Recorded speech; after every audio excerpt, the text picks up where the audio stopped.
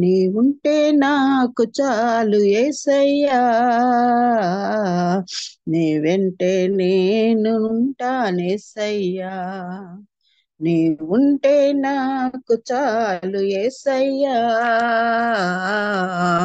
నీ వెంటే నేను ఉంటానేసయ్యా. నీ మాట చాలయ్యా, నీ చూపు చాలయ్యా, నీ తోడు చాలయ్యా, నీ నీడ చాలయ్యా.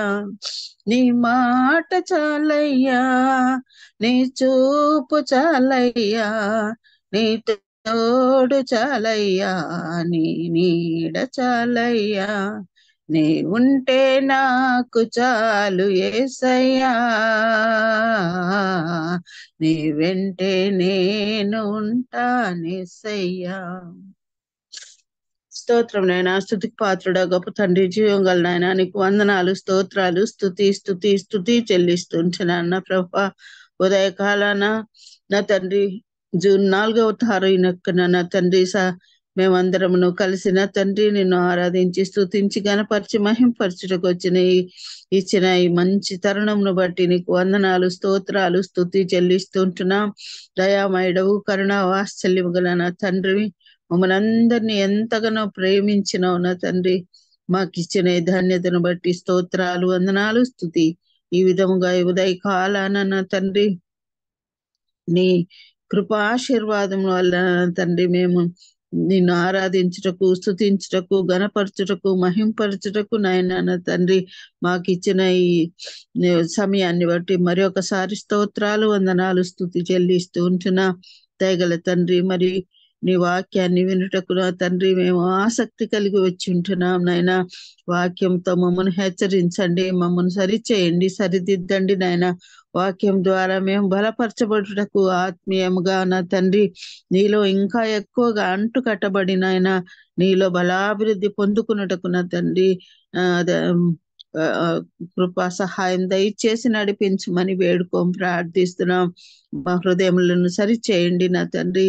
మేము నా తండ్రి వేషధారణతో కాకుండా నా తండ్రి నిజమైన నీ యందు భయభక్తులు కలిగిన వారముగా ఉండి జ్ఞానం పొందుకునే వారముగా ఉండుటకు సహాయం దయచేయమని ప్రార్థిస్తున్నానయ్యా.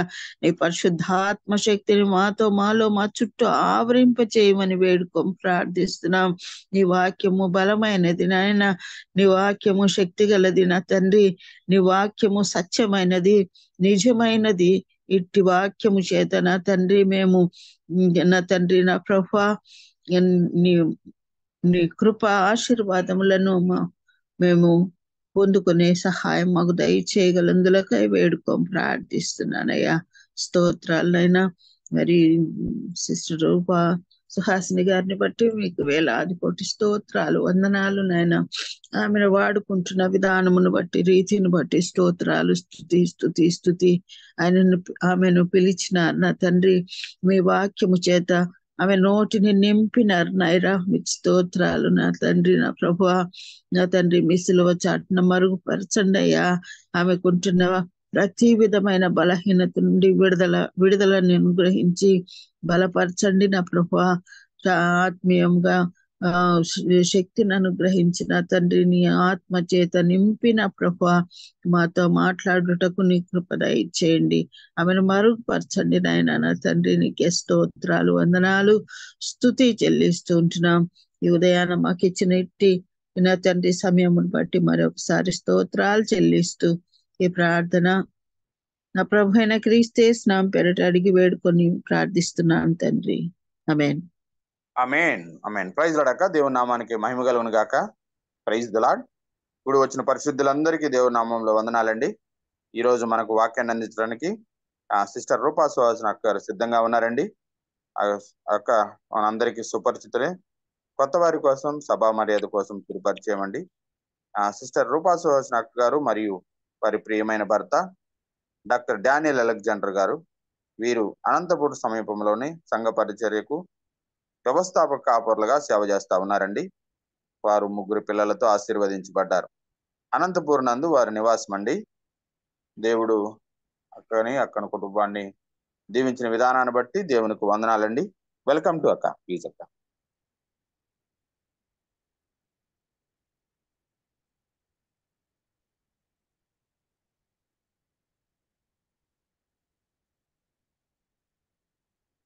Thank you. అక్క ప్లీజ్. వినిపిస్తున్నానండి. వినిపిస్తుంది అక్క. Okay okay. థ్యాంక్ యూ అండి. Good morning. Very good morning అక్క ప్లీజ్. అందరికీ థ్యాంక్ యూ సిస్టర్ గారు ఫర్ యువర్ ప్రేయర్స్. కూడి వచ్చిన ప్రియులందరికీ కూడా యేసుక్రీస్తు నామంలో ఈ ఉదయకాల సమయంలో కృతజ్ఞతాస్తుతులు చెల్లిస్తున్నానండి. I thank God for this opportunity. ఆయన కృప కొరకు ఉదయకాల సమయంలో ఆయన యొక్క పాదాల సన్నిధిలో చేరిన మనందరితో ప్రభు మన హృదయాలు తెరిచి మాట్లాడాలని, మరి ఆయన కృపతో ఆత్మతో మండింపు చేయాలని ప్రార్థన చేసుకున్నాం. Father, thank you, Lord, for this time in your holy presence. We acknowledge your presence in our midst, Father. Father God, pour out your power and love into our hearts. Revive us, O Lord God, this morning. Thank you for your word. Thank you for your promised presence in our midst. Naina, ఉదయకాల సమయంలో వాగ్దానం చేసి మా మధ్యలో మీరున్నందుకు నీకు వందనాలు చెల్లిస్తాం. నీ యొక్క పరిశుద్ధ సన్నిధిని మా మధ్యలో మేము గుర్తిస్తున్నాం నాయన. ప్రతి ఉదయం కూడా నీ విశ్వాస్యతను మా జీవితాల్లో మేము రుచి చూడడానికి నీ ముఖ దర్శనము, నీ వాక్య దర్శనమును, నీ వాక్యపు వెలుగులో మమ్మల్ని వెలిగింప చేస్తున్నందుకు నీకు వందనాలు చెల్లిస్తున్నాం. వర్చువల్ ఫెలోషిప్ లో మరి నువ్వు దేవా మరి కూడి ఉన్న ప్రతి బిడ్డను, నువ్వు చేర్చుకున్న బిడ్డను, ఇక్కడ నువ్వు అనుగ్రహిస్తున్న ప్రతి నడిపింపును బట్టి దేవా, నీ కృప వెంబడి కృపను బట్టి, సహవాసమును బట్టి, ఒకరే పక్షంగా ఒకరు మేము చేసే విజ్ఞాపనలు బట్టి నీ కృతజ్ఞతాస్తుతులు చెల్లిస్తున్నాం నాయన. మరి పెద్దవారు మొదలుకొని చిన్నవారి వరకు మా ఒక్కొక్కరికి ఇక్కడ నువ్వు అనుగ్రహిస్తున్న నిశ్రేష్టమైన వాక్యం కొరకు నాయన నీ కృతజ్ఞతాస్తుతులు చెల్లిస్తున్నాం. ఉదయకాల సమయంలో నాయన మరి నీ జ్ఞానంతో కృపతో మమ్మల్ని నింపండి నా తండ్రి. Lord, in Jesus' name, amen. Amen. Amen. ఉదయకాల సమయంలో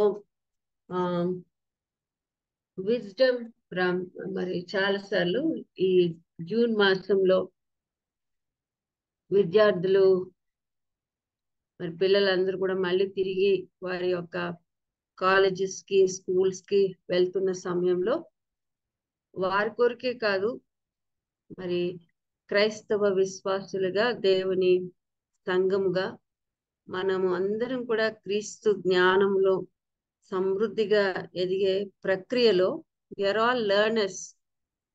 మనందరం కూడా ప్రభు పాదాల యొద్ద నేర్చుకుంటున్న స్టూడెంట్స్ లాగా వీఆర్ ఆల్ స్టిల్. నాకేమనిపిస్తుంది అంటే మనం ఎవరం కూడా, చాలా మంది చెప్తా ఉంటారు వెళ్ళినప్పుడు బైబిల్ టీచర్స్ అంటారు. వీఆర్ టీచర్స్ కంటే ఎక్కువ అది ఒక సైడ్ ప్రక్రియ ఏమో కానీ వీఆర్ ఆల్ లెర్నర్స్. ఆయన పాదాల యొద్ద నేర్చుకుంటున్నాం. ఇంకా ప్రతిసారి అనిపిస్తుంది మనకి మన ప్రభు గురించి తెలిసింది చాలా కొద్దిగా మాత్రమే. There is so much to know about him and he is willing to reveal. ఆయన వెతికే వారికి మరి ఆయన తను తాను ఇంకా బయలుపరుచుకునే దేవుడుగా అంత గొప్ప మరి ధన్యతను, భాగ్యాన్ని మనకు అనుగ్రహిస్తూ ప్రతినిత్యం ఆయన సన్నిధిలో మరి ఆయన ముఖ దర్శనమును, ఆయన వాక్యంలో ఇంకా ఆయన సత్యాన్ని ఎరగడానికి దేవుడు అనుగ్రహిస్తున్న కృపకై కూడా దేవునికి వందనాలు చెల్లిస్తాం. సో విజ్డమ్ ఫ్రమ్ అబవ్ మనం చాలాసార్లు ధ్యానం చేసాం కాబట్టి జస్ట్ వీళ్ళు రికలెక్ట్ చేసి ఈరోజు వాక్య భాగంలోకి వెళ్ళడానికి ఇష్టపడదాం. పైనుంచి దిగి వచ్చే జ్ఞానము ఎలాంటిదని మనం జ్ఞాపకం చేసుకున్నాం. We are praying for wisdom from above. పైనుంచి దిగి వచ్చే జ్ఞానం గురించి మనం ఈరోజు దేవుని సన్నిధిలో వేడుకోవడానికి, దాంట్లో ఎదగడానికి, మన బిడ్డలు కూడా ఆ జ్ఞానంతో అభిషేకించబడాలని ఆశపడుతూ దేవుని సన్నిధిలో ధ్యానం చేయడానికి ఇష్టపడతాం. మరి పైనుంచి వచ్చే జ్ఞానం అంటే ఏంటి? ఒకసారి మనం ధ్యానం చేస్తున్నాం, మీకు గుర్తుంటే. What is wisdom from above? ఎవరైనా చెప్పచ్చు. వినిపిస్తున్నాను కదా స్వరూప్ గారు? వినిపిస్తుంది. ఓకే.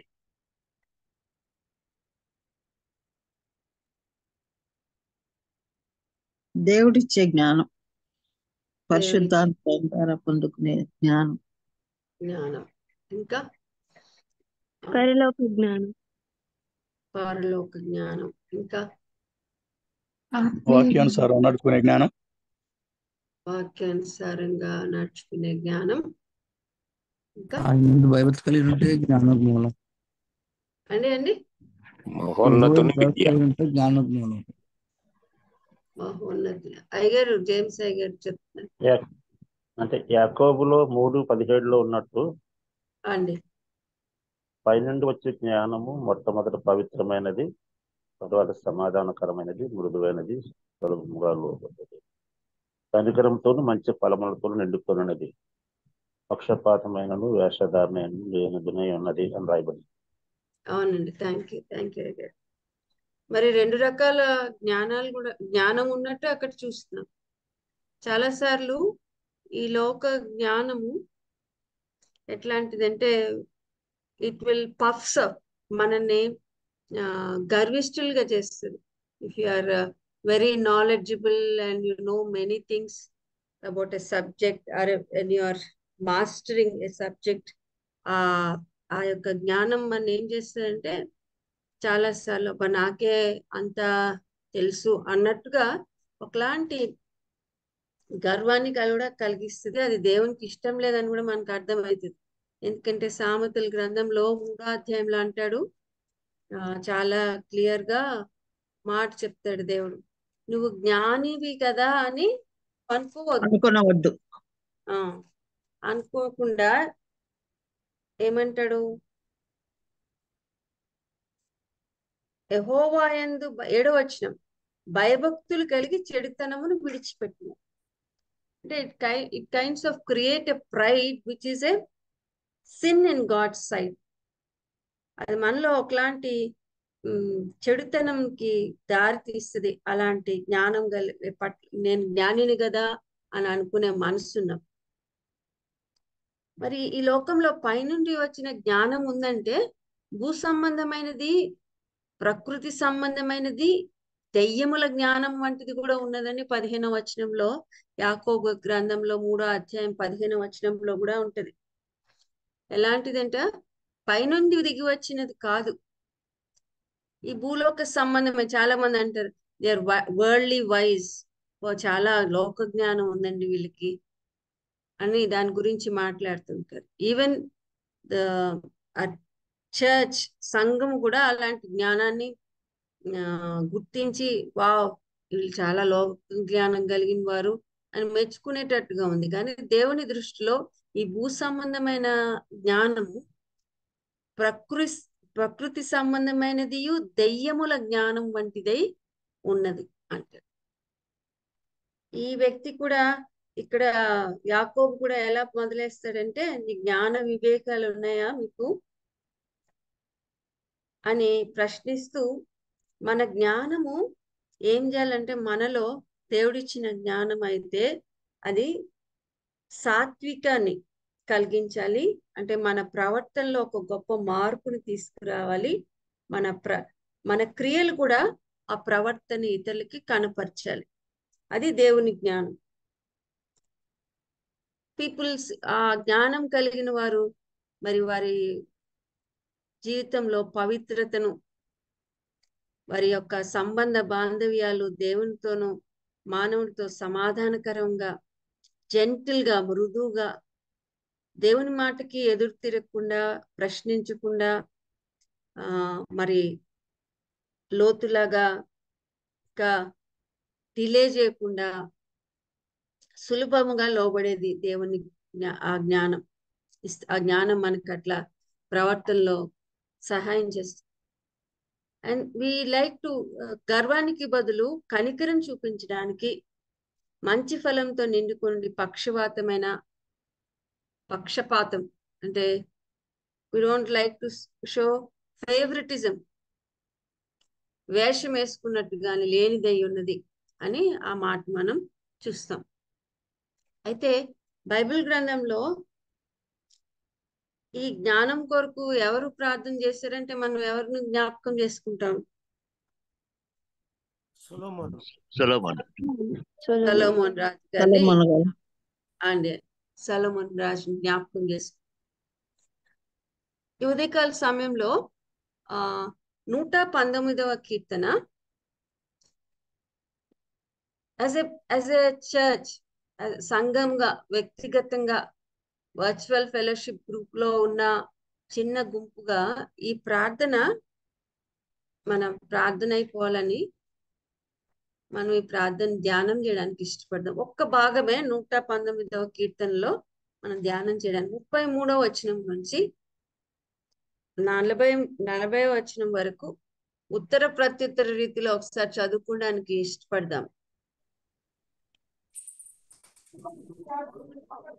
యెహోవా, నీ కట్టడలను అనుసరించుటకు నాకు నేర్పుము, అప్పుడు నేను కడమట్టుకు వాటిని గైకొందును. నీ ధర్మశాస్త్రమును అనుసరించుటకు నాకు బుద్ధి తెచ్చేము, అప్పుడు నా పూర్ణ హృదయంతో నేను దాని ప్రకారం నడుచుకుందును. నీ ఆజ్ఞల జాడను చూచి నేను ఆనందించుచున్నాను, దాని యందు నన్ను నడువ చేయము. లోపము తట్టు కాక నీ శాస్త్రములను బట్టి నా హృదయము తిప్పుము. వ్యర్థమైన వాటిని చూడకుండా నా కన్నులు త్రిప్పివేయము, నీ మార్గములలో నడుచుకుంటకు నన్ను బ్రతికింపుము. నీవిచ్చిన వాగ్దానము మనసులో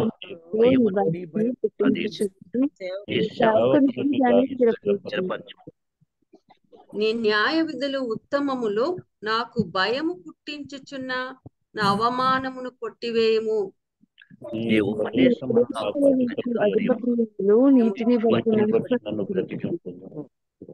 thank you.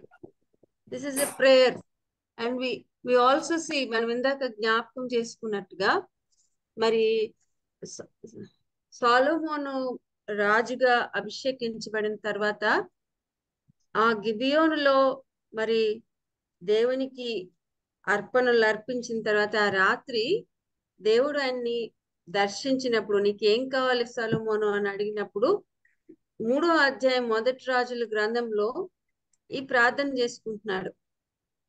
9-10లో 1 Kings 3rd chapter 9 and 10 చాలాసార్లు మనం చూస్తాం ఆ మాట. ఏమంటాడంటే, ఇంత గొప్పదైన నీ జనమును న్యాయం తీర్చగలవాడు ఎవడు? కాబట్టి నేను మంచి చెడ్డలు వివేచించి నీ జనులకు న్యాయము తీర్చునట్లు నీ దాసుడైన నాకు వివేకము గల హృదయము దయచేము.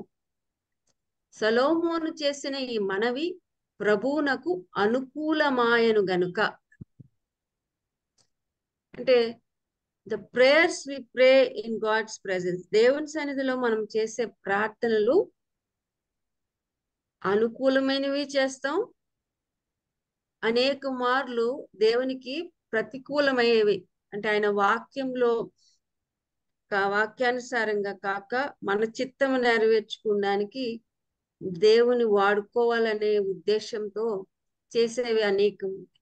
కానీ ఇక్కడ యవనస్తుడైన Solomon is only around 20 years, మరి 20 సంవత్సరాలు ఇంచుమించు ఆ సమయంలో ఆయన రాజ్యాభిషేకం పొంది అధికారం దేవుని చేత పొందినవాడే. మరి నువ్వు నీ దాసుడనని అంటాడు అక్కడ 8వ వచనంలో, నీ దాసుడనైనా నేను నీవు కోరుకొనిన జనుల మధ్య ఉన్నాను, వారు విస్తరించి ఉన్నందా వారిని లెక్క పెట్టుటయు వారి విశాల దేశంలో తనిఖీ చేయుటయు అసాధ్యం అని చెప్తూ దేవుని సన్నిధిలో అంటాడు, దేవా ఇంత గొప్పదైన జనానికి, నీ జనానికి నువ్వు కోరుకున్న వీరికి న్యాయం తీర్చగలవాడు ఎవడు? అసలు ఐఎమ్ నోవేర్, నేను తీర్చలేను, నేను ఈ అధికారాన్ని పొందాను కానీ, కాబట్టి నాకు మంచి వివేచన, నీ జనులు న్యాయం తీర్చినట్లు నీ దాసులు నాకు వివేక హృదయం దయచేయమని ప్రార్థన చేస్తున్నాడు. అలాగే మరి కీర్తనలోనే 25వ అధ్యాయంలో కూడా ఇలాంటి ప్రార్థనే మనం చూస్తాం. 25వ అధ్యాయము మరి ఇక్కడ దావీదు చేస్తున్నాడు ఈ ప్రార్థన. 4-5 వచనాల్లో, యెహోవా నీ మార్గములను నాకు తెలియచేయము, నీ త్రోవ వలన నాకు తేటపరచు, నన్ను నీ సత్యమును అనుసరింపజేసి నాకు ఉపదేశము చేయు, నీవే నా రక్షణకర్తవైన దేవుడవు, దినమెల్లా నీ కొరకు కనిపెట్టుచున్నాను. అంటే ఆల్వేస్ దేవుని సన్నిధిలో దేని కొరకు కనిపెడుతున్నాడంటే ఆయన మార్గం కొరకు. ప్రతి విషయంలో what is your way lord తెలియచేయి అంటే, తేటపరచమంటే క్లియర్ గా క్లారిటీతో ఏ త్రోవలో వెళ్ళాలో నాకు తేటపరచు. ప్రతి విషయంలో కూడా నన్ను నీ సత్యమును అనుసరింపచేసి నాకు ఉపదేశం చేయము, నీవే నా రక్షణకర్తవైన దేవుడవు అని దేవుని సన్నిధిలో దావీదు మహారాజు కూడా ప్రార్థన చేస్తున్నట్టుగా మనం చూస్తాం. లూకాసు వార్తలో 24వ అధ్యాయంలో ఒక మాట రాయబడింది. 24వ అధ్యాయము 45వ వచనం, 24:45లో, అప్పుడు వారు లేఖనములు గ్రహించినట్లుగా ఆయన వారు మనస్సును తెరిచి, అంటే మన ముందు చాలా చదువుతున్నాం కానీ దేవుని వాక్యాన్ని మనము చదువుతున్నప్పుడు, ధ్యానిస్తున్నప్పుడు గ్రహించే కృప మాత్రం దేవుడే అనుగ్రహించాలి. రెవల్యూషన్ అనేది, ఆ యొక్క ప్రత్యక్షత అనేది దేవుడే మనకి అనుగ్రహించాలి అని మనస్సుని గ్రహించినట్లుగా యేసయ్య వారి మనస్సుని తెరిచాడు అని జ్ఞాపకం చేసుకుంటూ, ఇంకొక మాట కూడా యోహాన్ భక్తుడు తన మొదటి లేఖలో రాస్తాడు. మొదటి లేఖ, యోహాన్ రాసిన మొదటి పత్రిక 5వ అధ్యాయం 20వ వచనంలో ఈ విధంగా రాస్తాడు, అయితే మీరు పరిశుద్ధిని వలన అభిషేకము పొందిన వారు గనక సమస్తమును ఎరుగుదురు. అంటే ఓల్డ్ టెస్ట్మెంట్ కంటే న్యూ టెస్ట్మెంట్ లో ఆత్మని చేత అభిషేకం పొందిన వారముగా సమస్తము ఎరిగే ధన్యతను కూడా దేవుడు యేసుక్రీస్తు ప్రభు నందు, it is his will that we know him, we know the knowledge of God. దేవుని యొక్క జ్ఞానంలో మరి ఎదగడమే కాదు, సమస్తం ఎరిగే ధన్యత కూడా ఇవ్వడానికి దేవుడు ఇష్టపడుతున్నట్టుగా మనం గ్రహిస్తాం. అయితే ఈ 119వ కీర్తనని ఈ 33వ వచనం నుంచి చూడడానికి ఇష్టపడతాం. ఇక్కడ ఏమంటున్నాడంటే, యెహోవా నీ కట్టడలను అనుసరించుటకు నాకు నేర్పుము, అప్పుడు నేను కడమట్టుకు వాటిని గైకొందును. కట్టడు, ఆజ్ఞ, మార్గము, ఆయన సత్యము, ఇవన్నీ కూడా ఒక్కటే దాన్ని సూచిస్తున్నట్టుగా మనకు అర్థమవుతుంది. అయితే ఇక్కడ అంటున్నాడు, ఇంగ్లీష్ లో ఏమంటాడు, teach me lord the way of your decrease that I May follow it to the end. ఒక గ్రేట్ డిజైర్ ని ఎలాగైతే సొలొమోను దేవుని సన్నిధిలో కోరుకున్నాడో, ఎలాగైతే దావీదు భక్తుడు దేవుని సన్నిధిలో ప్రార్థన చేస్తున్నాడో, మరి కీర్తన రాసిన కీర్తనాకారుడు కూడా మరి ఏమంటున్నాడంటే, గ్రేట్ డిజైర్, గొప్ప వాంఛ ఉంది దేవా నీ సన్నిధిలో, నీ మార్గాన్ని, నీ మాటని నేను అనుసరించాలి, నాకు నేర్పించు. Teach me, I need to be taught how to walk in your ways. అప్పుడు కడమట్టుకు అంటే till the end, every day of my life I want to walk, వాటిని గైకొని వాటిలో నడవడానికి నేను ఇష్టపడుతున్నాను, నాకు నేర్పించు అనే ప్రార్థన అక్కడ చేస్తున్నాడు. 34వ వచనంలో, నీ ధర్మశాస్త్రమును అనుసరించుటకు నాకు బుద్ధి దయచేము, అప్పుడు నా పూర్ణ హృదయంతో నేను దాని ప్రకారం నడుచుకొందును. Give me understanding so that I may keep your law and obey it with all my heart. అంటే ఒక కట్టడను, ఆయన మార్గాన్ని, ఆయన ఆజ్ఞని దేవుడు అనుసరించడానికి మనకి నేర్పించినప్పుడు ప్రతి వ్యక్తికి కూడా మన జీవితంలో ఒక అండర్స్టాండింగ్ ని, బుద్ధి దయచేయమంటే ఆయన మాటలో, ఆయన యొక్క ఆజ్ఞలో మనకు ఆ యొక్క అండర్స్టాండింగ్ వచ్చినప్పుడు, బుద్ధి అనుగ్రహించినప్పుడు, అది కూడా దేవుణ్ణి అడుగుతాడు, గివ్ మీ బుద్ధి దయచేయము. ఈ ప్రార్థనలో ఎన్ని అడుగుతున్నాడో చూడండి. అక్కడ నన్ను నేర్పుము అంటున్నాడు, అప్పుడు నేను అంతం వరకు పట్టుకుంటాను వాటిని గట్టిగా అంటున్నాడు. నీ ధర్మ శాస్త్రం అనుసరించడం నాకు బుద్ధి దయచేయం, గివ్ మీ అండర్స్టాండింగ్. ఇది చాలా ఇంపార్టెంట్ అని అనిపిస్తూ ఉంటుంది నాకు చాలా సార్లు. మనకు చాలా జ్ఞానం తెలియడం ఒక వంతు అయితే, చాలా సార్లు అడుగుతాం కూడా దేవుని సన్నిధిలో, సమయోచిత జ్ఞానం మాకు అనుగ్రహించదేవా అని ప్రార్థన చేస్తాం. ఆయన కృపాసనం యొద్దకు సమయోచితమైన జ్ఞానం కొరకు 24/7 24 గంటలు 7 రోజులు మనం కూడా ప్రతినిత్యము ఆయన సన్నిధిలో విజ్ఞాపన చేసే కొనిచ్చాడు దేవుడు. ఇంకేమన్నాడంటే, ఇదే పైనుంచి వచ్చే జ్ఞానం గురించి రాసిన యాకోబు భక్తుడు అంటాడు, మనం చాలాసార్లు పరీక్షలప్పుడు మన పిల్లల కోసం వాడుకునే ఆ వచనాన్ని, అసలు ఆ శ్రమలో, మన యొక్క ఇరుకుల్లో, దేవుని మార్గంలో ఏం చేయాలో దిక్కుతేల్చని పరిస్థితుల్లో అని అంటాడు, ఇఫ్ యూ డోంట్ అండర్స్టాండ్, మీలో ఎవరికైనా దేవుడు ఎందుకు ఈ శ్రమ నాకు అనుగ్రహించాడు, ఎందుకు ఇలాంటి పరిస్థితులు గుండా నేను వెళ్తున్నాను, why are we facing this అని అనుకున్నప్పుడు, మీలో యాకోబు 1:5 ఎవరికైనాను జ్ఞానము కొదువుగా ఉన్న ఎడల అతడు ఎవరిని అడగాలంట, the source of all wisdom, దేవుని అడగవలను. అప్పుడు అది ఎవడైనను అనే మాట మనకు చాలా, ఎవరికైనాను, పెద్దవాడా చిన్నవారా, చాలా చదువుకున్నవారా, పామరులా, రాజులు మొదలుకొని చిన్నవారు మట్టుకు ప్రతి ఒక్కరు కూడా మనకి ఆ దేవుని యొక్క మార్గం అర్థం కానప్పుడు, ఆ జ్ఞానం పొదువుగా ఉన్నప్పుడు, we should not limit God. కానీ ఆయన అడిగినప్పుడు అప్పుడు అది అతనికి అనుగ్రహింపబడును. ఆయన ఎవరిని గద్దింపక అందరికీ ధారాళముగా దయచేవాడు. అయితే అతడు ఒకటే ఒక pre requisite, the most important thing ఏం కోరుకుంటున్నాడంటే, ఏ మాత్రము సందేహింపక విశ్వాసంతో అడిగినప్పుడు మీకు ఎలా ఇస్తాను అంటే ధారాళంగా ఇస్తాను అని దేవుడు వాగ్దానం చేస్తాడు. జ్ఞానం అంటే తెలుసుకునే అలాగా కాదు, కానీ దాన్ని మన జీవితంలో మరి ఆచరించడం, అనుసరించడం మనకు చాలా ప్రాముఖ్యం. కాబట్టి దేవా, ఆ నీ మాటల్ని అనుసరించడానికి నాకు బుద్ధి దయచేయం, అండర్స్టాండింగ్ దయచేయండి.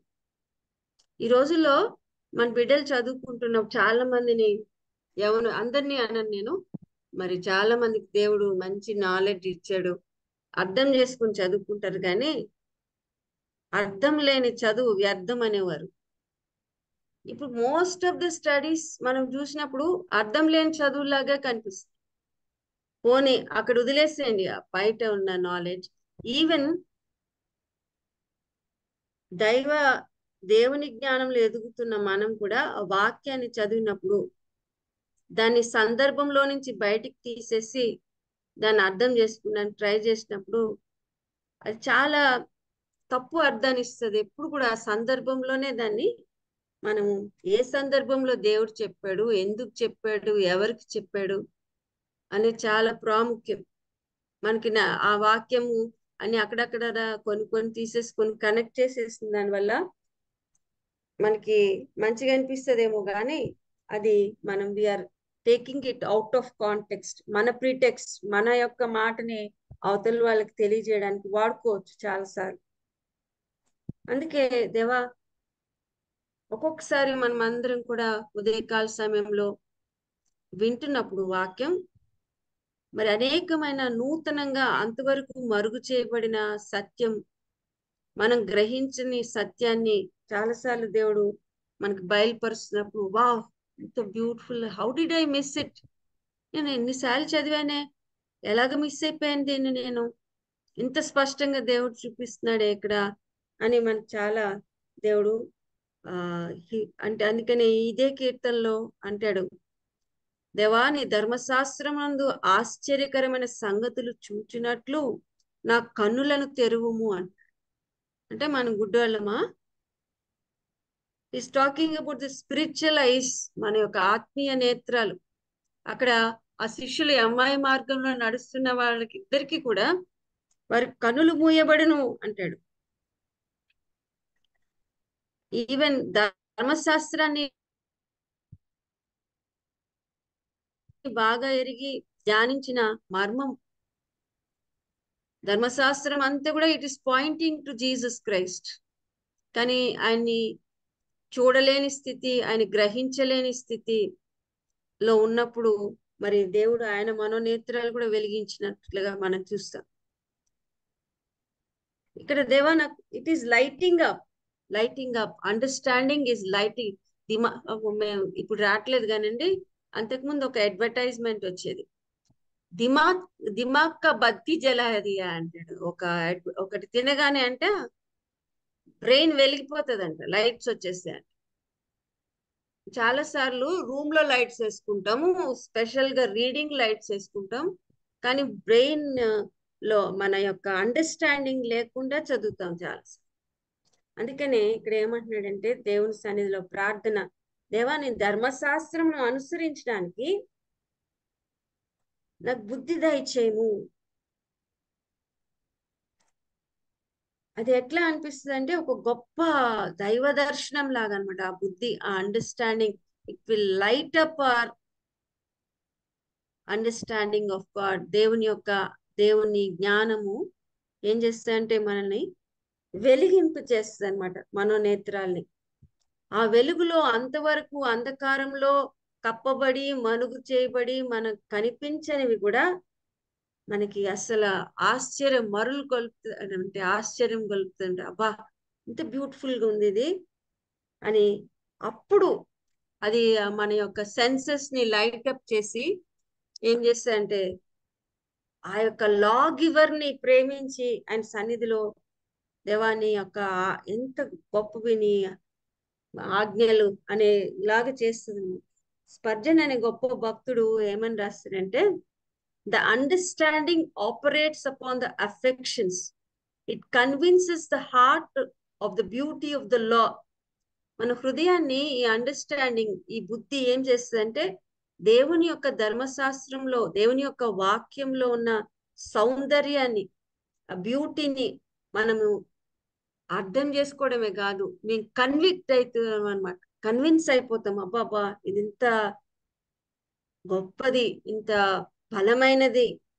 So that the soul loves it with all its powers.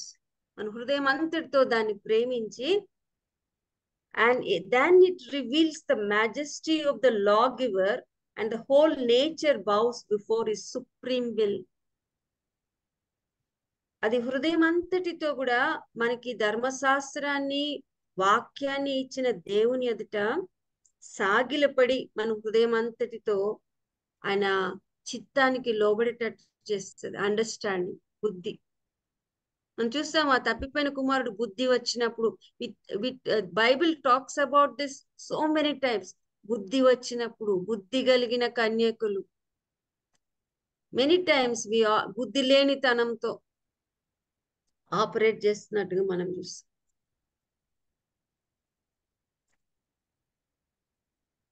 మా బావగారు ఉండేవారు, చాలా మంచి సేవ చేసేవారు. ఆయన బంజారాస్ మధ్యలో. అయ్యగారికి ఒకటే తిట్టుండేది మమ్మల్ని, ఎవరన్నా తిట్టాలంటే తెలివి తక్కువదానా, తెలివి తక్కువవాడా అని తిట్టేవారు అనమాట. అదొక్కటే, ఇంక వేరే ఆయన వెకాబులరీలో తిట్టాలంటే ఎవరినన్నా తెలివి తక్కువదానా, తెలివి తక్కువవాడా అని తిట్టేవారు చిన్నగా ఉన్నప్పుడు. నిజమే కదా, బైబిల్లో ఒకటే రెండే రెండు. ఆయన బుద్ధి కలిగి నడుచుకోవడం, ఆయన జ్ఞానాన్ని వద్దనుకొని దాన్ని నెగ్లెక్ట్ చేసి విసర్జించి తిరగడం. నాకు చాలా సార్లు ఇంత గొప్ప జ్ఞానవంతుడిగా పిలువబడిన సొలొమోను, ఆయన జ్ఞానము ఆయనకు అనుగ్రహించిన జ్ఞానాన్ని పరీక్షించడానికి ఎంతో మంది రాణులు, మరి ఎంతో మంది జనులు ఆయన దగ్గరికి వచ్చి ఆయన్ని టెస్ట్ చేయడానికి ఇష్టపడిన వాళ్ళు. అంత జ్ఞానం అనుగ్రహించినప్పటికీ ఆ జ్ఞానాన్ని ఆయన పాటించలేకపోయాడు. మనం గ్రహిస్తే దేవుడు అనుగ్రహించిన ధర్మశాస్త్రాన్ని మరి అనుసరించలేకపోయాడు. ఎంతో మంది మరి మొన్న పోయినసారి ఒకరు వాక్యం చెప్తూ, దావీదు మరి ద్వితీయోపదేశ కాండంలో 17వ అధ్యాయంలో చెప్తాడు. అక్కడ దేవుడు క్లియర్ గా అనేక మంది భార్యలను చేసుకోవద్దని, మరి అన్యులైన రాజుల యొక్క బిడ్డలను చేసుకోకూడదని, ఇవన్నిటిని కూడా సొలొమోను మరి ఆయన ధిక్కరించి, అంత జ్ఞాని అయి కూడా వాటిని ధిక్కరించి దేవుడు గద్దించిన దాన్ని లెక్క చేయక మరి ఆయన హృదయం దేవుని వైపు నుంచి మరలిపోయిందని చదువుకుంటాం దేవుని వాక్యం. అది చదివినప్పుడు చాలా భయం అనిపిస్తుంది, చాలా దుఃఖం కూడా అనిపిస్తుంది. వారందరికంటే ఎక్కువగా దేవుని జ్ఞానం, సమస్తమైన జ్ఞానం దేవుడు అనుగ్రహిస్తున్నాడు. It is a call away from each one of us. ఒక పరిస్థితిలో మనం ఉన్నప్పుడు దేవుని జ్ఞానము జస్ట్ ఏ కాల్ అవే.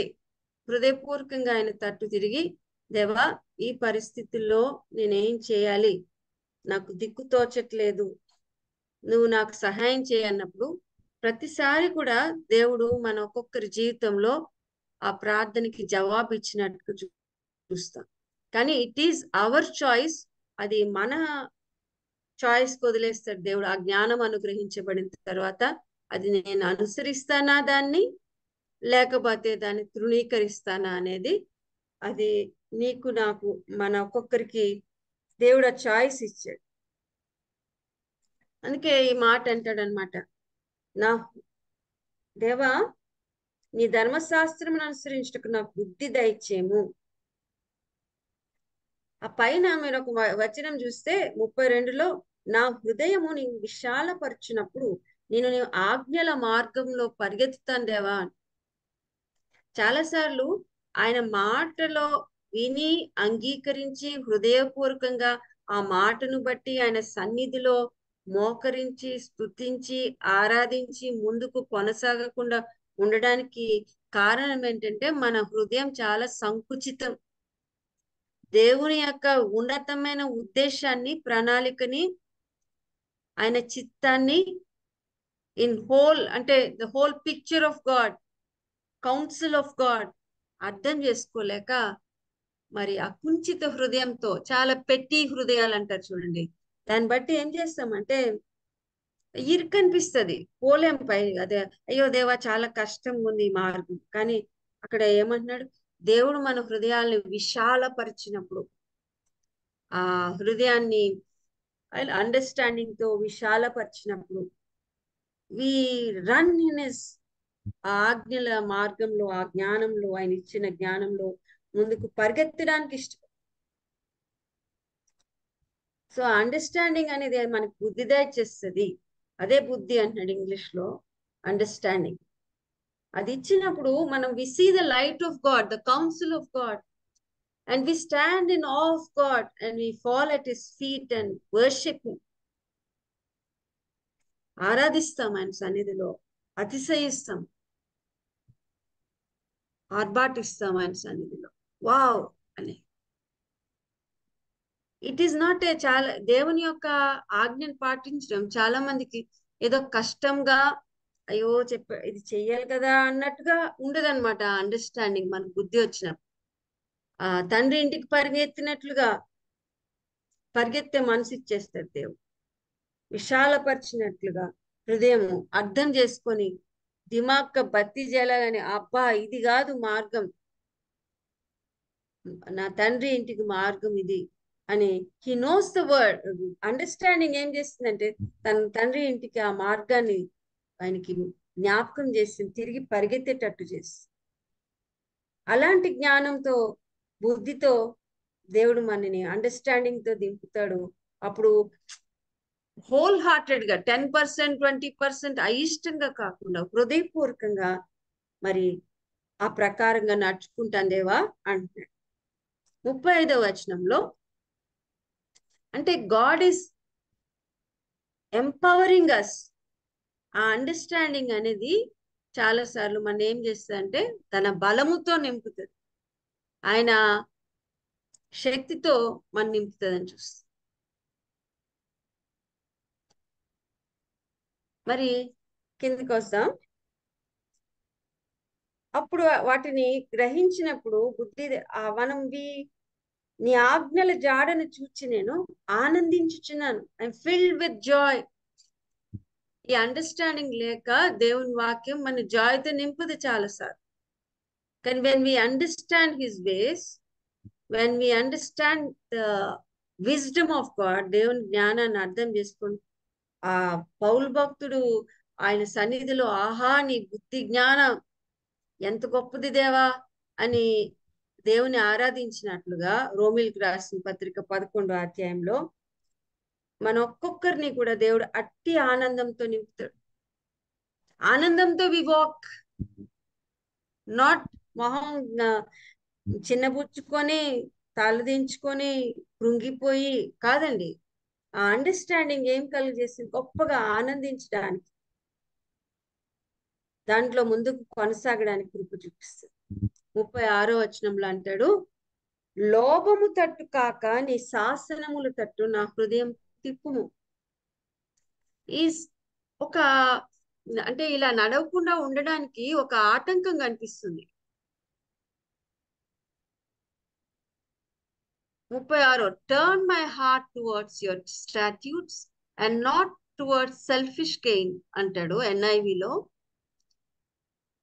మరి కింగ్ జేమ్స్ లో కవర్చెస్నెస్ అని ఉంటది. లోభము తట్టు, దురాశ తట్టు అంటే ప్రతి విశ్వాసి, ప్రతి దేవుని బిడ్డకి ఒక థ్రెట్ ఉంది లైఫ్ లో. ఈ ప్రార్థన చేసుకుంటున్నాము కానీ లోభం తట్టు తిరిగిపోతుంది ఒకసారి మన హృదయం. అది సెల్ఫిష్ గెయిన్, నాకేంటి లాభం అన్నట్టుగా అటువైపుగా మన హృదయం మొగ్గు చూపిస్తూ ఉంటది.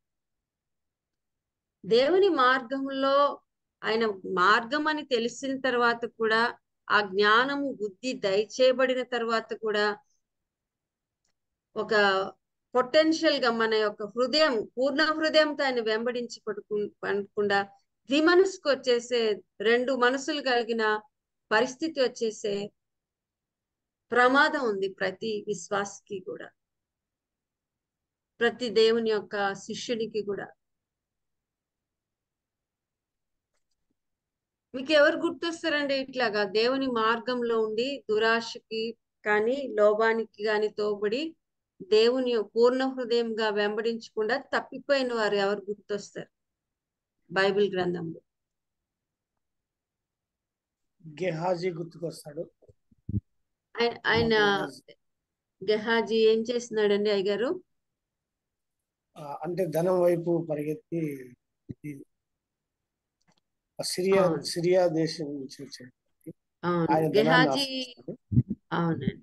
గెహాజీ ఎలీషా భక్తుని యొద్ద ఉన్న ఆయన సేవకుడు. అయితే ఆ నామాను అంత ధనము ఐశ్వర్యం అని తెచ్చి ఎలీషాకు ఇస్తున్నప్పుడు ఆయన నిరాకరిస్తాడు. వద్దు, నీది ఇవన్నీ అవసరం లేదు అని పంపించి వేసినప్పుడు వాటిని ఆశించి వాటి వెనకాల పరిగెత్తి అబద్ధమాడి తెచ్చుకున్న తర్వాత మరి ఆయన లోభము తట్టు ఆయన పరిగెత్తినట్టుగా చూస్తుంది ఆయన హృదయము. దేవుని జ్ఞానం తెలుసు, దేవుడు మరి తన యొక్క ప్రవక్త ద్వారా అది ముట్టుకోకూడదు, మనకు వద్దు అన్న విషయం తెలుసు, కానీ హృదయం ఆశించింది, వాటి దురాశ. దాంతో పాటు మరి ఒక కుష్ఠరోగం తనకే కాదు తన వంశానికి అంతా తెచ్చుకున్నట్టుగా చూస్తాం. ఇంకెవరిని చూస్తాం? లోతు భార్యను, ఆకాన్ని చూస్తాం. ఆయన ఏం చేసినాడండి? నువ్వు అంటే అందరి కోసము మర్చిపోతే అండి. శోభరాణి గారు చెప్పండి అమ్మా.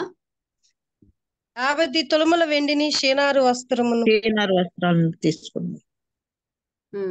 తెచ్చి ఎందుకు తెచ్చుకుంటే తప్పుందా? అంటే దేవుడు తీసుకోవద్దని ఖండితంగా ఆజ్ఞాపించాడు సమూయేలు ప్రవక్త ద్వారా సమూయేలుకి. కాంటెక్స్ట్ కొంచెం ఇది మనకి ఎక్కడ ఉంటది అంటే యెహోషువ గ్రంథం 7వ అధ్యాయము 21వ వచనంలో ఆకాను అక్కడ ఏం జరుగుతుందంటే ఎరుకోని వారందరూ దేవుని ప్రజలు, దేవుని ఇష్టులు, ఇశ్రాయేలీలు ఎరుకో పట్టణాన్ని మరి జయించిన తర్వాత దేవుడు చెప్తాడు అక్కడ దేన్ని ముట్టుకోవద్దు, అన్ని నాశనం చేసానంటే వాటిని చూసి ఆశించి అంటాడు. ఆయనే చెప్తాడు చూడండి, 7th చాప్టర్ యెహోషువ గ్రంథం 7వ అధ్యాయము 21వ వచనం. దోపుడు సొమ్ములో ఒక మంచి షీనారు పై వస్త్రమును 200 తులముల వెండిని 50 తులముల ఎత్తుగల ఒక బంగారు కమ్మిని నేను చూచి వాటిని ఆశించి తీసుకోండి. ఇదిగో అదిగో నా డేరా మధ్య అవి భూమిలో దాచిపడి ఉన్నవి. ఆ వెండి దాని క్రింద ఉన్నదని ఉత్తరం ఇచ్చి తను చేసినదంతయు ఒప్పుకొనెను అంటాడు. ఆ దోపుడు సొమ్ము అసలు ముట్టుకోవద్దు అంటాడు దేవుడు. అయితే దాన్ని అంతా కూడా మరి అది తీసుకున్నందువల్ల ఎంతమంది నష్టపోయారు చెప్పండి. మరి ఆయన లోభం తట్టు తిరిగినందువల్ల ఏమేం నష్టపోయారండి? జాతీయ పాపం, ఇశ్రాయేల్ జనమంతా. ఇంకా చాలా స్పెసిఫిక్ గా అడుగుతున్నాను నేను, ఏమేమి నష్టపోయినారు? 36 మంది యుద్ధంలో చనిపోయారు హాయి మీదకి వెళ్ళి. ఎంతమంది అయ్యారు? 36 మంది అండి. 36 మంది. ఇంకా 36 మంది ఇశ్రాయేల్ చనిపోయినప్పుడు మరి యెహోషువ ఆయి పట్టణాన్ని పట్టుకోలేకుండా వాళ్ళు అపజయం పాలైనప్పుడు దేవుని సన్నిధిలో బట్టలు చించుకొని ఏడుస్తూ నువ్వెందుకు ఇక్కడ ఏడుస్తున్నావు అంటాడు దేవుడు. అప్పుడు ఆ పాపాన్ని కనిపెట్టినప్పుడు మరి ఇశ్రాయేల్లో ఆ 36 మంది చనిపోవడమే కాదు, ఈయన చేసిన పాపాన్ని బట్టి, ఆకాన్ చేసిన పాపాన్ని బట్టి ఏం జరిగింది? ఆకోరు లోయలో రాళ్ళ కుప్పగా వేయబడింది మేడం. రాళ్ళ అంటే ద కాస్ట్ ఆఫ్ హిస్, ఆయన లోభం యొక్క కాస్ట్ ఎంతంటే ఆయన కుటుంబం అంతా చనిపోయింది భయంకరంగా రాళ్లతో కొట్టబడి. ఆ 36 మంది కూడా చనిపోయారు. అంటే అంతమంది ప్రాణాలు, అంతమంది జీవితాలు. ఇది ఇంత కాస్టేనా? మన జీవితం యొక్క కాస్ట్ ఒక మంచి షీనారు పై వస్త్రం, 200 తులముల వెండి, 50 తులముల ఎత్తుగల ఒక బంగారు కమ్మి, వాటిని ఆశించి ఆ డేరా మధ్యలో ఉంచినందువల్ల అంతేనా మన కాస్ట్? అమూల్యమైన క్రీస్తు రక్తం చేత కొనబడిన మనం దేవుని యొక్క దృష్టిలో మరి ఎంతో అమూల్యమైన వారంగా ఎంచబడిన మన జీవితాల్ని ఎంత వెల కడుతున్నాం మనం? ఒకవేళ మీరు ఇలాంటి లోభం తట్టే తిరిగినట్లయితే, దేవుని శాసనముల తట్టు కాక లోభం తట్టు తిరిగినట్లయితే మనం ఎంత కోల్పోతామంటే, it is not personal loss. సమాజంలో అంతమంది, కుటుంబానికి నష్టం, వ్యక్తిగత నష్టం. మరి గెహాజీ జీవితంలో చూస్తే అంటే జనరేషన్సే కుష్ఠరోగంతో నిండిపోయే నష్టం. అంటే దేవుని సన్నిధిలో ఉన్న బిడ్డలు ఆయన మార్గాన్ని అనుసరించకపోతే అంత నష్టం. నా హృదయం తిప్పుకు దేవా అంటున్నాడు. అందుకే అది అర్థం చేసుకుని నాకు ఒక థ్రెట్ ఉంది దేవా, as to the children of God, నీ మార్గంను నా పూర్ణ హృదయంతో అనుసరించకుండా ఈ లోభం అనేది నేత్రములు మిరిపిట్లు గొలిపెడి చిత్ర దృశ్యములు మన చుట్టూ ఉన్నాయి. లోకంకి ప్రత్యేకంగా ఉన్నామంటే మనకి లోకానికి ఎట్లాంటి తేడా లేదు. వాళ్ళేం కోరుకుంటున్నారు? వాటినే ఆశించే మనసు. అలాగైపోయింది మన జీవితాలు. మనకు అసలు దేవుని మార్గము సత్యము ఎంతవరకు నా పని అయిపోతే చాలు, దేవుడు నా ప్రార్థన ఆలకిస్తే చాలు, నాకు ఇది నెరవేరిస్తే చాలు, ఇంకా మిగతాదంతా మనకు పంచాయతీ, అదంతా అంత ఇంపార్టెంట్ కాదు దేవునికి అన్నట్లుగా చాలా అలాంటి వైఖరి వచ్చేసింది క్రైస్తవ సంఘం. ఒక మందిరాన్ని కట్టించడానికి కానీ ఇప్పుడు ఏది కట్టించాలన్నా చూడండి, మీరు లంచం పెట్టకపోతే మీకు పర్మిషన్ రాని పరిస్థితుల్లో ఉంది. మరి are we able to stand? నిలబడడానికి ఇష్టపడదామా? కొన్ని రోజులు లేట్ అయినా పర్లేదు, రైట్ వేలో వచ్చే వరకు నేను ఆగుతాను. ఏం మాట్లాడుతున్నారండి మీరు? మీకు తెలుసా ఎలాంటి టైమ్స్ లో మనం జీవిస్తున్నామో? లంచం ఇవ్వకపోతే అసలు ఏమైనా పని జరుగుతుందా అని అనొచ్చు మీరు. కొంతమంది అయితే వాళ్ళు అడగక ముందే వీళ్ళే తీసుకుపోయి వాళ్ళకి లంచం ఇచ్చేసి వస్తుంటారు. క్రైస్తవుల గురించి మాట్లాడుతున్నా నేను, వేరే వాళ్ళ గురించి అస్సలు మాట్లాడుతున్నాను.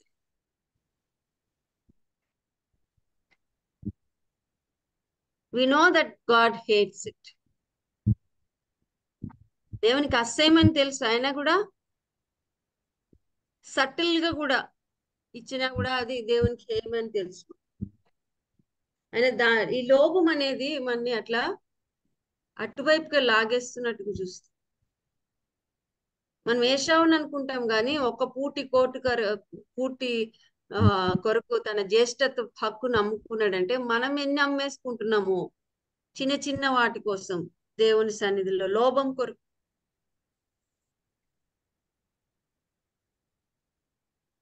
అదే పరిశుద్ధాత్మ దేవుడు ఆ విషయంలో మనని హెచ్చరించడానికి ఇంకెవరు గుర్తొస్తారండి?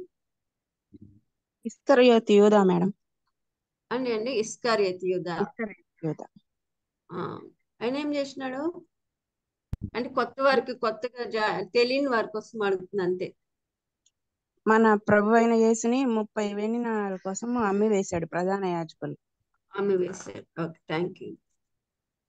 ఆయన 30 వెండి నాణ్యాల కొరకు అమ్మి వేయడమే కాదు, ఆ డబ్బు సంచుల నుంచి కంటిన్యూస్ గా దేవుని సన్నిధిలో దొంగతనం చేస్తూనే ఉన్నాడు, దొంగిలిస్తూ ఉండెను అని దేవుడు ప్రభు యోహాను సువార్తలో రాయబడి ఉంది. మనం చూస్తే 12వ అధ్యాయం 6వ వచనంలో చూస్తాం. ఆయన అంటే హిస్ హార్ట్ ఇస్ డివైడెడ్. ఒక లోభం, ఇంత పెద్ద మినిస్ట్రీ చేస్తున్న యేసుక్రీస్తు ప్రభు వారికి ఎంతో మంది మరి వారి యొక్క ఆస్తులతో దేవుడికి పరిచారం చేస్తున్నట్లు చూస్తాం. దానికి అంతటికి ఆయన ట్రెజరర్. అక్కడ ఆ డబ్బు సంచి దేవుడు ఆయనకి ఇచ్చేసాడు. అప్పటి నుంచి ఆయన స్టీలింగ్. అందుకనే మరియమ్మ అంత విలువైంది దేవుని సన్నిధిలో అత్తర్ని పగలగొట్టినప్పుడు ఆయనకి చాలా బాధ వేసిపోయింది. ఇస్తే 300 దేనారాలు పేదలకి ఇచ్చేవాళ్ళం కదా, కానీ ఆయన హృదయం దానిపై లేదు, పేదల వైపు. ఆ మనీ, అబ్బా ఇంత మనీ పోగొట్టేసింది అన్యాయంగా, వేస్ట్ చేసేసింది, అది వచ్చుంటే నాకు ఎంత లాభం వచ్చేది అని ఆ హృదయం బేరీజ్ వేసుకుంది.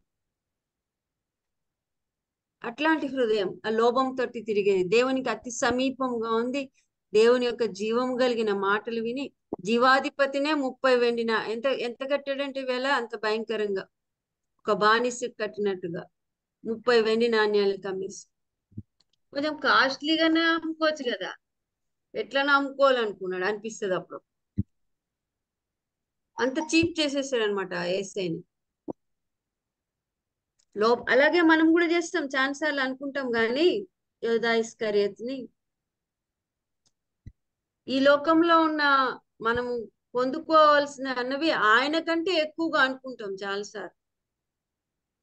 అందుకే లోభం తట్టు కాక నీ శాసనముల తట్టు నా హృదయం త్రిప్పు. మన బిడ్డలకి స్టూడెంట్స్ నాకు ఈ మధ్యలో ఎట్లాంటి మాటలు వినిపిస్తాయంటే, క్రైస్తవులే కుటుంబాల్లో పిల్లలకి 10th క్లాస్ మార్క్స్ వచ్చినాయి, ఇంటర్మీడియట్ మార్క్స్ వచ్చినాయి, నాకు ఇంతే వచ్చినాయి నాన్న, నేను చీటింగ్ కొట్టలేదు, నాకు ఇన్ని మార్కులు వచ్చినాయి అంటే ఒక తండ్రి పిల్లల్ని చితకు బాధేసాయంట 10th క్లాస్ మార్క్స్ వచ్చిన తర్వాత. ఏమి వాళ్ళందరూ కొడితే నీకేం కష్టం వచ్చింది, నువ్వు కూడా కొంచెం చీటింగ్ చేయొచ్చు కదా, నీకు ఇంకొక 10 మార్కులు ఎక్కువ వచ్చాయి కదా, 20 మార్కులు ఎక్కువ వచ్చాయి కదా, ఎందుకు చీటింగ్ చేయలే అని కొట్టే సంఘానికి వచ్చి దేవుని సన్నిధిలో ఉన్న తల్లిదండ్రుల గురించి మాట్లాడు. అంటే what are we teaching our children?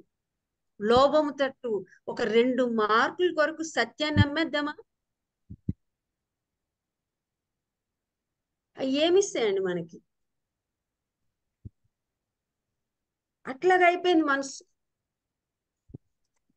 డబ్బులు ఇచ్చి మార్కులు వేసుకునేవారు. టీచర్ కి మాకు అనంతపూర్ జిల్లాలో యూనివర్సిటీస్ లో లెక్చరర్స్ కి చాలా భయం.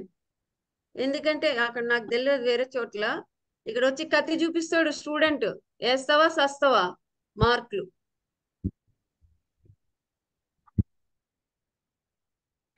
అట్లాగా మన పిల్లలు కూడా చేసేస్తున్నామా? క్రైస్తవ బిడ్డల్ని లోభంలో ఇంకేమి అభ్యాసం చేపిస్తున్నామా? ఒక మాట ఉంటుందండి, భలే ఉంటది అది. మీరు చూస్తే బాలాం అనే ప్రవక్త గురించి 2వ పేతురు గ్రంథంలో బాలాం ఏం చేస్తాడు మీకు తెలుసు కదా. ఏం చేశాడండి ఆయన? ఎవరు? ఏం చేస్తున్నాడు? ప్రవక్తనండి. ప్రవక్త ఏం చేశాడు సిస్టర్ గారు? బహుమానమును ఆశించాడు. బహుమానం రాజు చెప్పినట్లుగా ప్రవచించమంటాడు. వాట్ కాస్ట్ బహుమానాన్ని ఆశించాడు? దేన్ని అమ్మేసుకొని బహుమానం పొందుకోవాలనుకున్నాడు? ప్రవక్త వృత్తినే, దేవుని మాట తెలుసు. ఆయన జ్ఞానం ఇచ్చాడు, ప్రార్థన చేశాడు. దేవా వీళ్ళు వచ్చారు, మరి ఆ రాజు నా దగ్గరికి పంపించాడు, మోయాబ్ రాజు, నేను వెళ్ళాలా వద్దా? ఇంతమంది పాలిటీషియన్స్ వచ్చారు, పెద్ద పెద్ద బహుమానాలు తీసుకుని వచ్చారు, మరి వీళ్ళతో నేను వెళ్ళనా? ఎందుకు వెళ్ళాలంట? ఇశ్రాయేలు జనాంగాన్ని, దేవుని ప్రజల్ని శపించడానికి. అప్పుడు ఒక మాట రాస్తాడు పేతురు 2వ అధ్యాయము ఆ పత్రికలో 14 నుంచి నేను చదువుతున్నాను. 2వ అధ్యాయం. వ్యభిచారిని చూచి ఆశించుచు పాపము మానలేని కన్నులు గలవారును అస్థిరులైన వారి మనస్సులను మరులు కొల్పుచు లోభత్వమందు సాధకము చేయబడిన హృదయము గలవారును. ఏంటంటే లోభత్వమునందు సాధకము చేయబడిన హృదయం గలవారంటే మజిల్స్ పెంచినట్లుగా ఎక్సర్సైజ్ చేసి లోభం తట్టు ఆ హృదయం బాగా సాధకం చేయబడింది. దాన్ని కోరుకొని మరులు కొల్పబడి ఆ లోభ తట్టు మరి ఆశించకూడని వారి ఆశించేటట్లుగా సాధకం ఎక్సర్సైజ్ చేశారు. చేయబడి హృదయం గల వారును శాపగ్రస్తులై ఉండి తిన్నని మార్గమును విడిచి, దేవుని మార్గమును విడిచి బేయోరు కుమారుడనే బిలాము పోయిన మార్గమును బట్టి త్రోవ తప్పిపోయారు. ఆ బిలాము దుర్నీతి వలన కలుగు బహుమానం ప్రేమించను. బహుమానాలు తప్పు కాదు, దుర్నీతి వలన కలిగే బహుమానాలను ప్రేమించాడు. కాబట్టి అయితే తాను చేసిన అతిక్రమము నిమిత్తము అతడు గద్దింపబడను. దేవుడు డైరెక్ట్ గా కాదు, అంటే మనుషులు చాలా ఫూలిష్ అనుకునే యానిమల్ ద్వారా గద్దిస్తున్నాడని. ఎట్లనగా నోరు లేని గార్ధమము మానవ స్వరంతో మాట్లాడి ప్రవక్త యొక్క వెరితనము అడ్డగించను. అననీయ సఫరియా. అవునండి. ఏంటి వాళ్ళు చేసే? ఏం ఆశించారు వాళ్ళు? అననీయ సఫరియా, వాట్ డిడ్ దే, ఏం ఆశించారండి వాళ్ళు?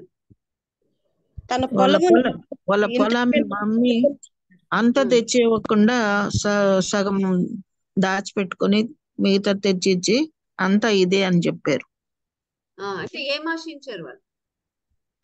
దేవుని పరిశుద్ధాత్మను ధనాన్ని భూమిని ఆశించారు. దేవుని ఆశించారు. ధనాన్ని ఆశించారు. దాన్ని ఆశించడానికంటే ఎక్కువ వాళ్ళు ఏం ఆశించారంటే, అబ్బా వీళ్ళు ఎంత గ్రేట్. ఆ పైన 4వ అధ్యాయంలో చూస్తాం, ఒక వ్యక్తి మరి ఆయన ఏం చేస్తాడంటే తన పొలాన్ని అంతా కూడా అమ్మేసి తీసుకొచ్చి అపోస్తుల పాదాల యొద్ద పెట్టాడు. ఆయన ఎవరు?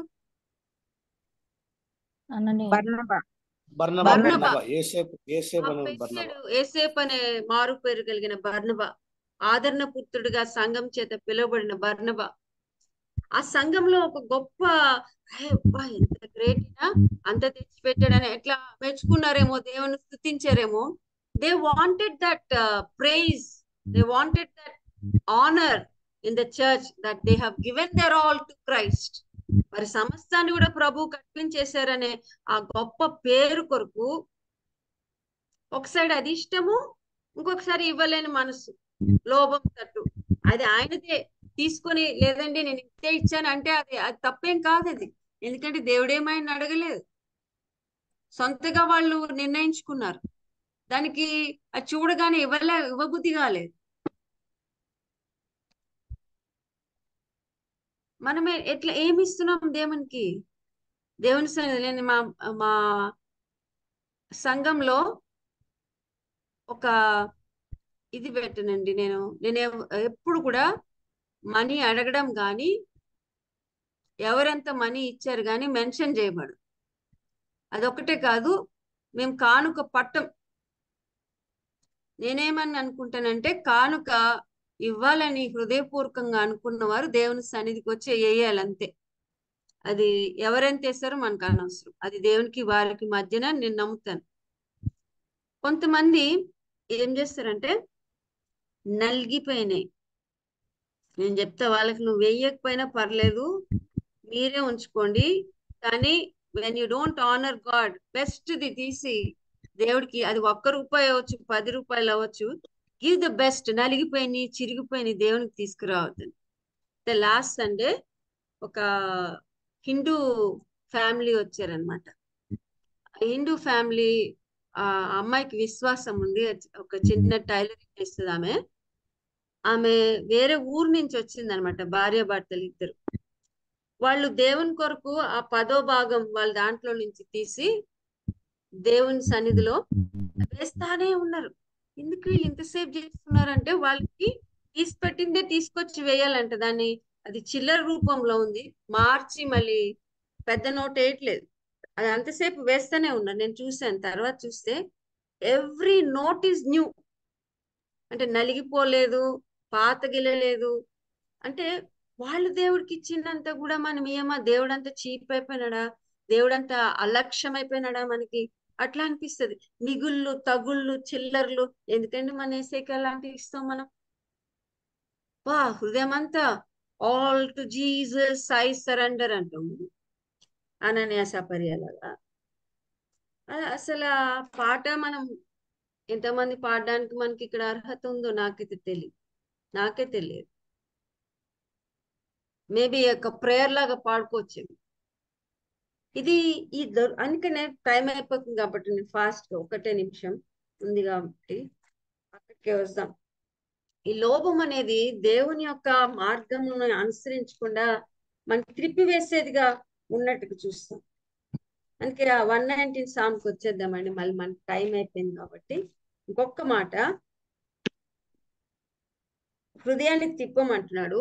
వ్యర్థమైన వాటిని చూడకుండా నా కన్నులను త్రిప్పివేయము, నీ మార్గంలో నడుచుకుంటకు నన్ను బ్రతికింపుము. ఎన్నిసార్లు ఆ ప్రార్థనలు చేసే, త్రిప్పుము, నడువజేయము, బుద్ధి దయచేయము, నేర్పుము, ఇవన్నీ కూడా ప్రార్థన చేస్తున్నాడు. మన బిడ్డల కొరకు, మన కొరకు ప్రార్థనలు చేసుకోవాలి మనం. మరి మన చుట్టూ కూడా ఆ సెల్ ఫోన్ వచ్చిన తర్వాత అయితే ఆ వ్యర్థమైన వాటిని చూసే మనసు ఎక్కువైపోయింది. ఇంకా దానివల్ల ఎవ్వరికి లాభం లేదు. వర్త్లెస్ థింగ్స్, పెద్దవారు మొదలుకొని చిన్నవారి వరకు వయసుతో నిమిత్తము తారతమ్యం లేకుండా అందరం కూడా బానిసలైపోయే పరిస్థితి దానికి. కొంతమంది తల్లిదండ్రులు అయితే వివేచన జ్ఞానం లేకుండా గంటలు ఆ సెల్ ఫోన్ ని, స్క్రీన్స్ ని మన పిల్లలకి ఇచ్చేస్తే చెత్త చెర మన్ను మశానం చూస్తుంటే కూడా ఎట్లాంటి కంట్రోల్ లేదనమాట. దేవుడు మన లెక్క అడగడండి. ఆ బిడ్డల యొక్క హృదయం ఎట్లా పాడైపోతుంది. అట్లెట్లా ఇస్తాం? అయ్యో వినడండి, వినకపోతే మనల్ని అంటాడు దేవుడు. మన బిడ్డలు మన మాట వినకపోతే ఎట్లా? కనిపించే తల్లిదండ్రులకే మాట వినకపోతే కనిపించిన దేవుని మాట ఎందుకు వింటాడండి వాడు? We are not teaching them obedience or the value of obedience. The most prime important thing of a Christian life నేర్పించి వాల్యూ నేర్పించకపోతే వ్యర్థమైన వాటన్నిటి కొరకు మనం చూస్తున్నాం. మన పిల్లలు కూడా మన హార్ట్, మన మైండ్, మన ఐస్, మన టైం అంతా కూడా దానికే, హృదయం అంతటితో దాని మీదే మనసు. వర్త్లెస్ థింగ్స్, అది ఏ మంచివి కావు, నిత్యత్వంలో మనకి పనికి రావు. మన టైం అంతా కూడా దొంగతనం చేస్తే మన ఫెయిత్ ని బిల్డ్ చేయవు. మన నిరీక్షణ, మన ప్రేమ ఏది కూడా బిల్డ్ చేసే కాదు. దేవుని యొక్క తిన్నని మార్గం నుంచి మన ఈ దురాశ అనేది మనని తిప్పివేస్తున్నట్టుగా మనం చూస్తాం. ఇది చాలా ఇంపార్టెంట్. ఇది లేకుండా మనం దేవుని జ్ఞానం ఎంత సంపాదించేం లావు, దాన్ని ఆచరించకపోతే, దానిలో నడుచుకోకపోతే, మరి నీవిచ్చిన వాక్యము మనుషులలో నీ భయమును పుట్టించుచున్నది. ఆ వాక్యము మన హృదయంలో అది స్థిరముగా దాన్ని స్థిరపరచమన్నాడు. ఇట్లా ఊరికి అప్పుడు భయపడి అప్పుడే భయం పోయి నిర్లక్ష్యంతో అలక్ష్యంతో ఉండడం కాదు. దేవుని యొక్క భయంతో, ఆతో, ఆ వండర్తో, ఇంత గొప్ప దేవుని మాటని లక్ష్యం చేయాలి అనే భయంతో, ఆయన ఆనర్ చేయాలి ఈ మాట విని అనే భయంతో నన్ను స్థిరపరచుము అంటున్నాడు. అంటే మేక్ ఇట్ స్టాండ్, దాంట్లో నేను స్థిరంగా ఉండేటట్టు చేయి. ఎందుకంటే నీ న్యాయ విధులు, నీ కట్టడులు, నీ వాక్యాలు చాలా ఉత్తమములు. మరి చాలా సార్లు ఆయన మార్గంలో నడిస్తే చాలా అవమానం వస్తుంది. యేసయ్య చూడండి, సత్యమై ఉన్న దేవునికి ఎంత అవమానము. ఆ అవమానాన్ని, నాకు భయం పుట్టుచిన అవమానాన్ని కొట్టి నీ ఉపదేశంలో నాకు అధిక ప్రియం, నీతిని బట్టి నన్ను బ్రతికింపుము అంటాడు. ఇంకొక మాట చూసి ముగించేద్దామండి. యేసుక్రీస్తు ప్రభు వారు దుఃఖించిన సందర్భాలు చూస్తాం మన వాక్యంలో. కానీ ఒక్క సందర్భంలో యేసయ్య చాలా సంతోషించినట్లు ఆత్మలో రాయబడి ఉంది. 10వ అధ్యాయము లూకాసు వార్త 21వ వచనంలో, ఆ ఘడియలోనే యేసు పరిశుద్ధాత్మ యందు బహుగా ఆనందించి, తండ్రి, ఆకాశమునకు భూమికి ప్రభువా, నీ జ్ఞానులకును వివేకులకు ఈ సంగతులు మరుగు చేసి పసిబాలులకు బయలుపరిచినావని నేను స్తుతించుచున్నాను. అవును తండ్రి, అలాగు నీ దృష్టికి అనుకూలమాయను. సమస్తము నా తండ్రి చేత నాకు అప్పగింపబడి ఉన్నది. కుమారుడెవడో తండ్రి తప్ప మరి ఎవడును ఎరుగడు. తండ్రి ఎవడో కుమారుడు ఎవనికి ఆయన బయలుపరచను ఉద్దేశించిన వాడు తప్ప మరి ఎవడును ఎరగడని చెప్పాడు. అప్పుడు ఆయన తన శిష్యుల వైపు తిరిగి, మీరు చూచుచున్న వాటిని చూచు కన్నులు ధన్యములైన అనేక మంది ప్రవక్తలను, రాజులను మీరు చూచుచున్నవి చూడగోరి చూడకయు, వినగోరి వినకయు ఉండిరని మీతో చెప్పుచున్నాన్ని ఏకాంతమందు వారితో చెప్పు.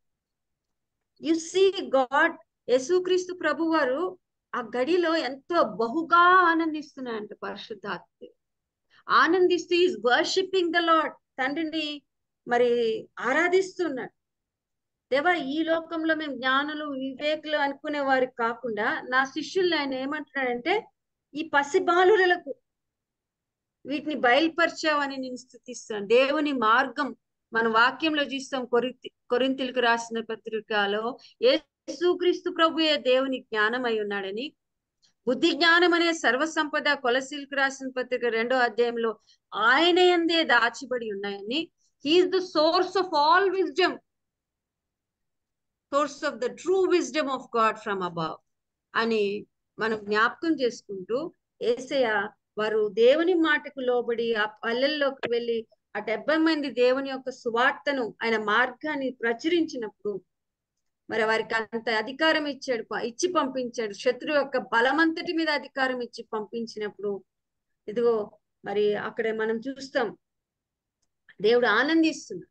వారి రక్షణ బట్టి ఆనందిస్తున్నాడు. జ్ఞానం మన రక్షణ, దేవుని యొక్క భయము, ఆయన జ్ఞానం అనుగ్రహిస్తే ఆ జ్ఞానం మనకి రక్షణార్థమైనదిగా, మనకే కాదు అనేకులకి రక్షణార్థమైనదిగా. లోభం తట్టు తిరిగితే ఎంత నష్టమో, దేవుని మార్గమైన యేసయ్య, నేనే మార్గాన్ని అన్న ఆ యేసయ్యనే మనం వెంబడించినప్పుడు, ఆయన కార్యాలు చేస్తున్నప్పుడు దేవుడు అంటాడు, అబ్బా ఇది ఎంత బయలుపరిచావు దేవా. They understood who I am. నువ్వు సమస్త అధికారం నాకు ఇచ్చావని, నేను దేవుని పరిశుద్ధ కుమారుడినని, తండ్రి తప్ప ఎవరు ఎరగని కుమారుని అక్కడ తండ్రి అయిన దేవుడు బయలుపరిచినట్టుగా, ఆయన జ్ఞానాన్ని మనకి బయలుపరిచినట్టుగా ఆ ఎరిగే గొప్ప ధన్యతను, ప్రత్యక్షతను సంఘమైన మనకు అనుగ్రహించాడు దేవుడు. అందుకే ఆయన శిష్యుల వైపు తిరిగి, వా ఎంత ధన్యులు మీరు, మిగతా వాళ్ళందరూ దర్శనాలు చూసారేమోనండి దేవుని దేవుని యొక్క పాత నిబంధన గ్రంథంలో, మీరైతే ముఖాముఖి అయితే ఏ జీవాన్నైతే, ఏ జీవ వాక్యాన్ని అయితే మేము మరి కనులారా చూచామో, కనుగొన్నామో, తడిమి, అంటే we have experienced him physically, spiritually and every emotion. వాళ్ళు ఆ సహవాసంలో చూస్తారా, అసలు ఎంతమంది ఆశపడ్డారు, అసలు మీ కనులు ఎంత ధన్యములైనవి అంట. మీరు చూచుచున్న వాటిని చూచుచున్న కనులు ధన్యములైనవి. ఎంతో మంది రాజులు, ప్రవక్తలు చూడగోరారు కానీ వినగోరారు నా స్వరము. ఇంత స్పష్టంగా ఎవరు వెళ్ళలేకపోయారని ఆయన్ని స్తుతిస్తున్నారు. మనం ఎంత ధన్యులమండి. క్రీస్తు సమస్తము ఎరిగి ఉన్న మనం ఎంత ధన్యం. దేవుని యొక్క ఈ యొక్క పైనుంచి వచ్చిన జ్ఞానంతో నింపబడిన వారంగా, అభిషేకించబడిన వారంగా యేసయ్య గురించి చెప్తూ, జ్ఞాన వివేచన ఆలోచన బలమును తెలివియు యెహోవా యందు భయభక్తులతో ఆయన అభిషేకించబడ్డాడని యెషయా గ్రంథం 11:2 చూసి, ఆ అభిషేకాన్ని దేవుడు మనకు అనుగ్రహించడమే కాదు, మన బిడ్డలకు అనుగ్రహిస్తున్నాడు. అధికారం ఇచ్చాడు. అభిషేకం అంటే దేవుని యొక్క అధికారాన్ని ఇస్తున్నాడు మనకి, ఆ జ్ఞానంలో నడుచుకోవడానికి. ఈ ప్రార్థన మన అందరి జీవితంలో మరి సంపూర్ణంగా నెరవేర్చబడాలని, దేవుడు మన యందు బహుగా ఆనందించాలని, మనం ఆయన యందు ఆనందించాలని ఆయన ఆజ్ఞల మార్గంలో కోరుకుంటూ, ఇచ్చిన ఈ తరుణాన్ని బట్టి కొంచెం లేట్ ఎంత అయితే క్షమించండి. Thank you. God bless you. Amen. Praise the lord. Thank you అక్క. మరి పైనుండి వచ్చిన జ్ఞానం గురించి చక్కగా మరి రూపక్క బోధించారు. మరి మనం అందరం కూడా వర్చువల్ ప్రేయర్ ఫ్యామిలీ తరఫున అక్కకు ప్రత్యేక వందనాలు తెలియజేస్తున్నాం అండి. ఈ రోజు వాక్యం ద్వారా హెచ్చరింపబడ్డాం, ప్రోత్సహింపబడ్డాం. ఈ వాక్యాన్ని మీరు మరొకసారి వినాలని ఆశపడితే యూట్యూబ్ లో అవైలబుల్ గా ఉంటుందండి. బాబీ రత్నాకర్ అని టైప్ చేస్తే మీకు అందుబాటులో ఉంటాయి. దయచేసి ప్రతిరోజు మీరు జాయిన్ అవ్వాలని ఆశపడితే ఇదే లింక్ లో జాయిన్ అవ్వచ్చండి. థ్యాంక్ యూ అక్క. అట్లాగే మరి ముగింపు ప్రార్థన ఆశీర్వాదం ఇవ్వాల్సిందిగా పాస్టర్ విజయ్ కుమార్ గారిని కోరుతున్నానండి. ప్రార్థన తీసుకున్నాండి.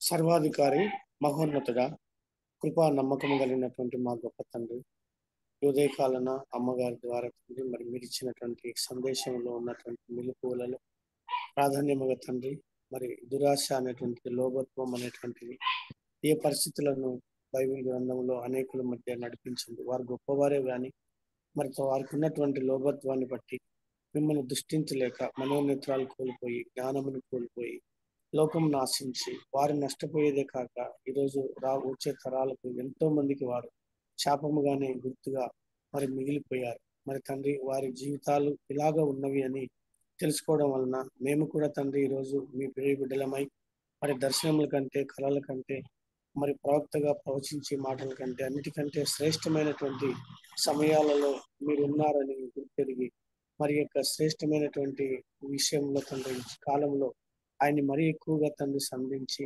లోకంను ఆశించకుండా ముందుకు సాగిపోవాలని అనేక హెచ్చరికలు హృదయమును మనకు కదిలించినందుకు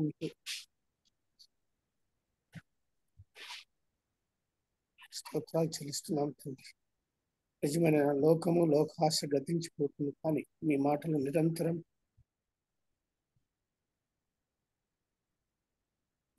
నిలిచి మీ పరిపక్వతలోకి నడిపిస్తుంటున్నాయి. మరి తండ్రి జ్ఞానం లేనటువంటి వారు చిన్నవారు మొదలుకొని వారు ఎవరైనా మరి ఎంత గొప్పవారైనా మీ జ్ఞానం లోక సంబంధమైనది కాదని మరి ఈరోజు ఎన్నో విషయాల్లో స్పష్టంగా గ్రహించడానికి మీరు ఇచ్చినటువంటి యొక్క అనుకూలతపై ఉదయకాలానికి స్తుతులు చెల్లిస్తున్నాం.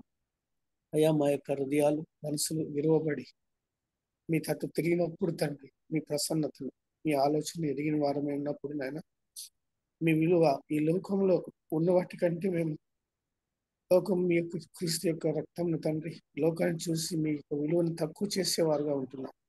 మరి ఈ లోకాన్ని ఆశించినట్లు ఆకాను గాని గిహాజీ గాని ఇలాంటి వారందరూ కూడా తండ్రి వాటి వైపు చూసినప్పుడు తండ్రి మీ ప్రేమను చాలా తక్కువ చేసినట్లుగా చూస్తున్నాం. మరి ఇంతేనా నా విలువ ఇంతేనా అని మీరు ఎంతో ప్రశ్నించారు నాయన. ఈ మాటలు మా హృదయాన్ని కదిలించాయి. తండ్రి అమూల్యమైన శ్రేష్టమైన భావోద్వేగాలను ఈరోజు మాకు వెల్లడి చేశారు. నేను కనికరములు దేవ, మీ ప్రేమ ఎంత గొప్పది నాయన. లోతైనటువంటి కఠినమైనటువంటి హృదయాలు మరి బండలాంటి హృదయాలను మెత్తని మాంసంగా చేయడానికి మీరెంత ప్రేమను కనుకరించేవాడుగా ఉంటున్నారు తండ్రి. మా శ్రేష్టాలు ఎంతగా భరిస్తున్నారు నేను తెలుస్తున్నాం అయ్యా. మీలో కట్టుబడినందుకు మేము తండ్రులు. ఈరోజు తండ్రి అనేక వారి కంటే మేము శ్రేష్ఠులమని ఇంకనూ తండ్రి మమ్మల్ని ప్రేమ చూపిస్తున్నందుకు మీకు వందనాలు.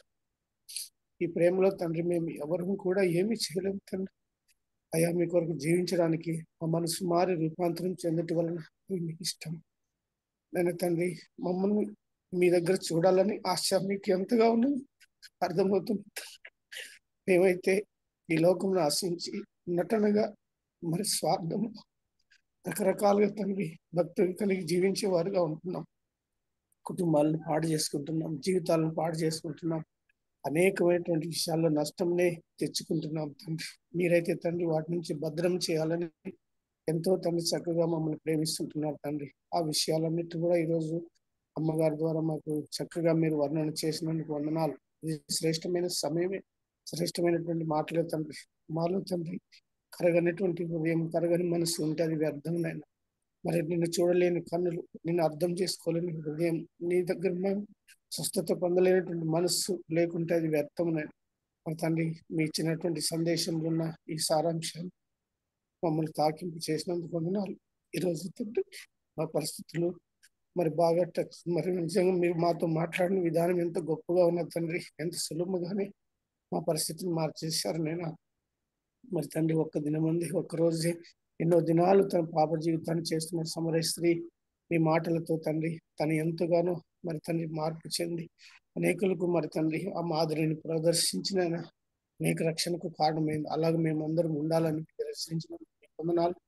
అలాగే ఆత్మీయ నడిపింపులో ఇలాంటి జీవితంలో మేము కొనసాగడానికి మీ కృపను మాకు అనుగ్రహించినందుకు వందనాలయ్యా. ఈరోజు జూమ్ మీటింగ్ లో మరి చేరి వచ్చిన ప్రతి ఒక్కరిని పేరు పేరున దీవించినందుకు వందనాలు. మరి మీ మాటలు తండ్రి నిజమే తండ్రి, వాటిని అర్థం చేసుకునేటువంటి మనోనేత్ర మాకు అవసరం. మరి మీ జ్ఞానాన్ని పరిశీలించి గ్రహించడానికి చాలా మరి వివేకత మరి చాలా అవసరం తండ్రి. మరి తండ్రి ఏమైనా ప్రాయమైనటువంటి సొలొమోను మరి ఎంతో జ్ఞానం పొందినవాడైనప్పటికీ కూడా తప్పిపోయినాడు. మరలా తండ్రి మీ సన్నిధిలో కలుసుకొని ఉంటున్నారు. మనుషులుగా మేము బలహీనం అయితే మీ ప్రేమ తండ్రి మా పట్ల ఎంతో అపారమైనదని గ్రహించి మరి ముందుకు కొనసాగడానికి కృప కనికరాలు మాకు దయచేయమని వేడుకుంటున్నామయ్యా. ఈ ఉదయాన్ని ఆశ్రయించిన వందనాలు. ఈ మీటింగ్ తండ్రి ఏర్పాటు చేస్తున్నటువంటి పెద్దలందరినీ కూడా దీవించి ఆశీర్వదించండి. మరి ఈరోజు మీ మాటలు విన్నటువంటి ప్రతి వారి హృదయాన్ని కదిలించారు, పరిశుద్ధపరిచారు. మీకు వందనాలయ్యా. నిజముగానే తండ్రి దోషంలోను పరిహారంలో మన్నించబడి మీ దృష్టిలో నిర్దోషిగా ఎంచబడిన వాడు, ఆత్మలో కపటం లేనివాడు ధన్యుడనే మాటను ఈరోజు మా జీవితాలకు తండ్రి మీరు అన్వయించినందుకు మీకు స్తుతులు చెల్లిస్తున్నాము తండ్రి. నేను నా దోషములు ఒప్పుకుందును అనుకుంటుని, కానీ అప్పుడే మీరు మమ్మల్ని ఎరగకముందే, మేము అడగకముందే మీరు సహాయం చేశారు. మీ స్తుతులు చెల్లిస్తున్నాం. ఈ ఉదయాన్ని ఆశ్రయించినందుకు మీకు వందనాలు తెలియజేసుకుంటూ అయ్యా, మరి ఈ మాటల్లో ఉన్నటువంటి ఆ బలాన్ని, ఆ శక్తిని మేము అనుసరించేవారుగా అనుకరించేవారుగా ఉండడానికి మీ కృపా సన్నిధి మాతో నిత్యము మాతో ఉంచండి. అలాగే తండ్రి తలలు ఉంచి మేము ఈ రోజు మీ మాటలు ఉన్న ప్రతి ఒక్కరిని దీవించమని వేడుకుంటున్నాం తండ్రి. ఈ మాటలు అనేక మందికి చెప్పడానికి నైనా మీ కృపను చాటండి. ఎందుకనగా తండ్రి మరుగు చేయబడినటువంటి జ్ఞానం వెలుగులోకి తీసుకురావాలని మీరు తండ్రి ఎందుకు పనికిరాని మమ్మల్ని ఎన్నుకొని ఉంటున్నారు తండ్రి. మేము ఎన్నివారు మాత్రం కాక మాట్లాడి ప్రవచించి మరి అనేక మందికి ఇలాంటి మరి మాటలు చెప్పడానికి శక్తి సామర్థ్యాలు బుద్ధి జ్ఞానములు దయచేయండి. మీ అందు అది గుప్తముగా ఉన్నాయి, కానీ అడుగుటి వల్ల మేము ధారాళంగా మీరు ఇచ్చే దేవుడై నడుపుకునే తండ్రి దాన్ని అనుసరించడానికి సహాయం దయచేయండి. అయినా మరి ఈ యొక్క దీని ప్రార్థన మా ప్రభు మా రక్షకుడు మీ ప్రియకుమారుడైన యేసు క్రీస్తు యొక్క అతి శ్రేష్టమైన నామమునందు అడిగినవన్నీ తండ్రి మేము పొందుకుంటున్నాము స్వామి. Amen amen amen. పరలోక ప్రార్థన చేసుకున్నాండి.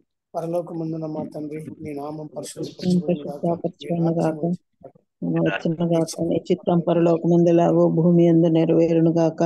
మాకు కావలసిన అనుదిన ఆహారం దయచేయము. మా ఎడల అపరాధము చేయవారిని క్షమించు, మా ప్రార్థన శోధన లేక తప్పించుము. ఎందుకంటే రాజ్యం, శక్తి, మహిమ నిరంతరము నీవే ఇంటునేనైనా. ఆమేన్. మన తండ్రి అయిన దేవుని ప్రేమ, ప్రభువైన యేసుక్రీస్తు కృప, పరిశుద్ధాత్మిక అన్యోన్యత సహవాసము ఇప్పుడు ఎల్లప్పుడు చేరొచ్చి మనందరి మీదను ఈరోజు వివరించబడినటువంటి వాక్యం ద్వారాను అమ్మగారి యొక్క పరిస్థితి మరియు యొక్క పరిచర్యకు తోడు నీడుగా అండదండగా నిలిచి ఉండి కృపాక్షేమాలు మన వెంట రానిచ్చును గాక. ఆమేన్ ఆమేన్. ఆమేన్. థ్యాంక్ యూ పాస్టర్ గారు. మరి ప్రార్థన చేసిన పాస్టర్ గారికి, వాక్యం అందించిన రూప అక్కకి ప్రత్యేక వందనాలు తెలియజేస్తున్నానండి. థ్యాంక్ యూ అండి. జాయిన్ అయిన మీ అందరికి కూడా ప్రత్యేక వందనాలండి. థ్యాంక్ యూ అండి. Have a nice day. ముగించుకుందాం.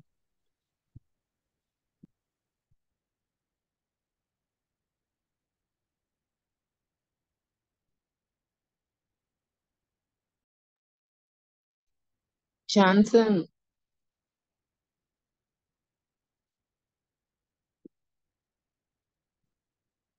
జాన్సన్.